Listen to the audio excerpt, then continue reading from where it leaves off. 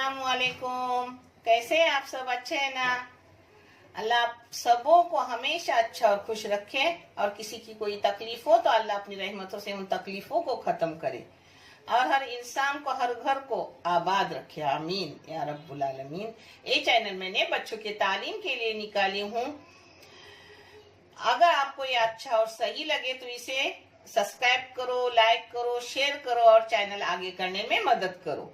इंशाल्लाह अल्लाह रब्बुल करीम आपकी मदद भी करेंगे और आपको जज़ाए खैर देंगे, क्योंकि तालीम देना ये जज़ाए खैर है, दुनिया व आखिरत दोनों का सवाब है। मेरे एक बच्चे ने मुझे कितने दिनों तक बोल रहा है कि आंटी हमें ना पाउटे के दाने का पुलाव करके दिखाओ। ये बहुत पुरानी रेसिपी है, मेरी दादी की है, जो मैं आपको दिखा रही हूँ। उसमें थोड़ा अलग थलग होगा क्योंकि दादी का करना अलग था, मेरा थोड़ा करना अलग है, मगर है तो दादी की रेसिपी। जिसके लिए मैंने ली हूँ 1 किलो फल्ली पाउटे की, जिसके ऐसे बीज अंदर के निकालिए। ये अभी पाउटे का सीजन है तो आप भी करो, और ये ताजे पाउटे हैं गांव के। और जिसके लिए लगेंगे 1 किलो चावल। मैंने लंबे चावल ली हूँ, लंबे पुलाव राइस के, मगर आप छोटे भी राइस ले सकते हो, अच्छे लगते हैं। और ये हिंग थोड़ा जाएगा, ये 2 टेबल स्पून जाएगा अदरक लहसुन का पेस्ट, और 3 चाय की चम्मच जाएगी लाल मिर्ची पाउडर, और शिमला मिर्ची भी है उसमें, और बेडगी मिक्स करके पाउडर बना हुआ है। पता है, कश्मीरी और बेडगी, मैंने शिमला बोली हूँ, सॉरी। कश्मीरी और बेडगी मिक्स पाउडर मिर्ची करके मैं पाउडर बना के रखती हूँ। ये 3 चम्मच है, और 1/2 चम्मच हल्दी पाउडर है, आधी चम्मच गरम मसाला है, आधी चम्मच जीरा पाउडर है, 1 चम्मच बरशप पाउडर है, 1 चम्मच धनिया पाउडर है। और ये प्याज है, दरमियानी साइज के 3 प्याज है, और दरमियानी साइज के 3 टमाटर है, और ये 1 दरमियानी साइज का नारियल का दूध गाढ़ा गाढ़ा निकाला हुआ है, और तेल और नमक तो जाता ही है, जो अब मैं आपको दिखा रही हूँ। ये तेल मैंने बड़े बड़े 3 चम्मच गरम करने, बड़े चम्मच 3, यानी टेबल स्पून 10-12 हो गए, इतना ली हूँ तेल। आप कम ज्यादा कर सकते हो। मैंने खोपड़े का खाने वाला तेल ली हूँ, आप कौन सा भी अपने पसंद का तेल इस्तेमाल कर सकते हो, मगर खोपड़े में तेल में भी और खोपड़े के दूध में भी बहुत फायदे हैं। अपने पेट के भी बहुत फायदे हैं, जिस्म के भी है, और अपनी स्किन के बहुत ही फायदे हैं। स्किन बहुत अच्छी रहती है इससे। अब इसमें प्याज जा रहा है,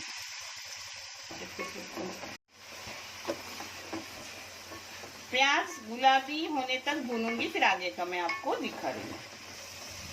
पता है, मैंने सिर्फ 5 मिनट इसको भूनी। अब इसके साथ ये मटर के दाने भून रही हूँ।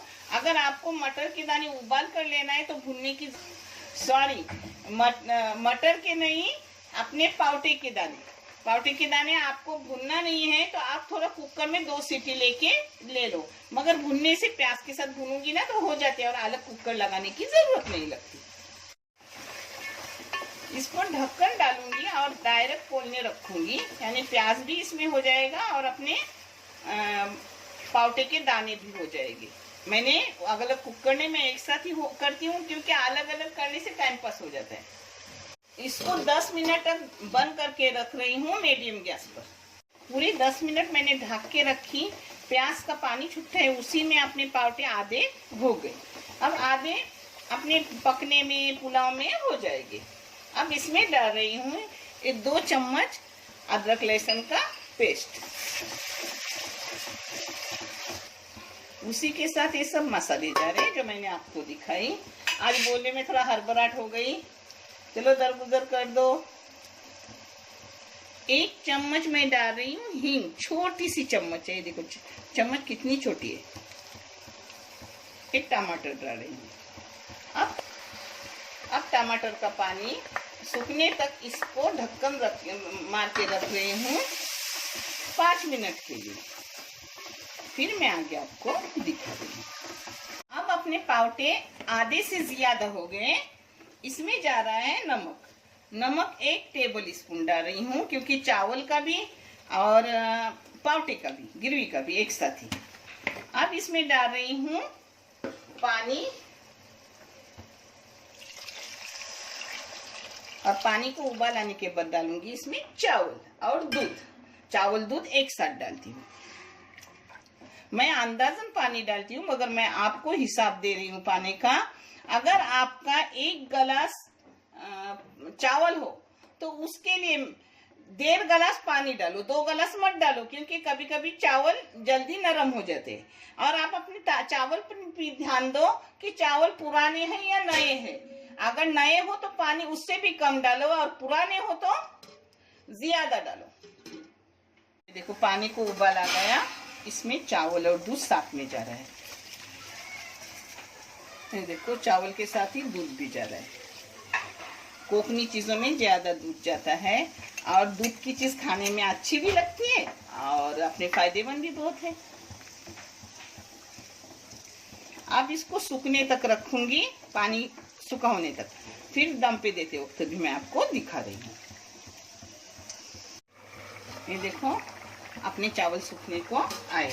अब इसमें ज्यादा तीखी नहीं, ज्यादा मिर्ची है 3, न तीखी है न फीके, मीडियम टाइप की है, तो इसके टुकड़े करके डाल रही हूँ। एक कोतंबीर डाल रही हूँ। ये चीजें ना हो तो चलता है, मगर इससे खुशबू अपने पुलाव की और बढ़ती है।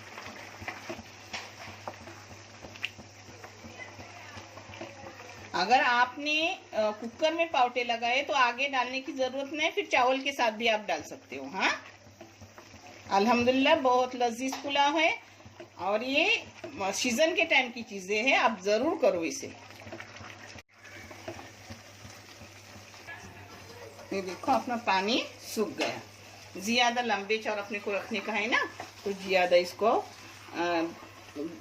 या डाव मारने का नहीं, आहिस्ता आहिस्ता से ऐसे मारने का, यानी आखे के आखे रहते। अब इसको दम पे दे रही हूँ। 5 मिनट के बाद मैं आपको परोस के दिखा रही हूँ।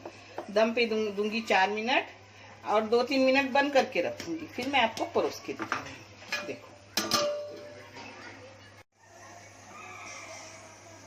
5 मिनट मैंने दम पे रखी और 5 मिनट बंद करके रखी। अब आपको खोल के दिखा रही हूँ कि अपने चावल हुए कि नहीं। बिस्मिल्लाह।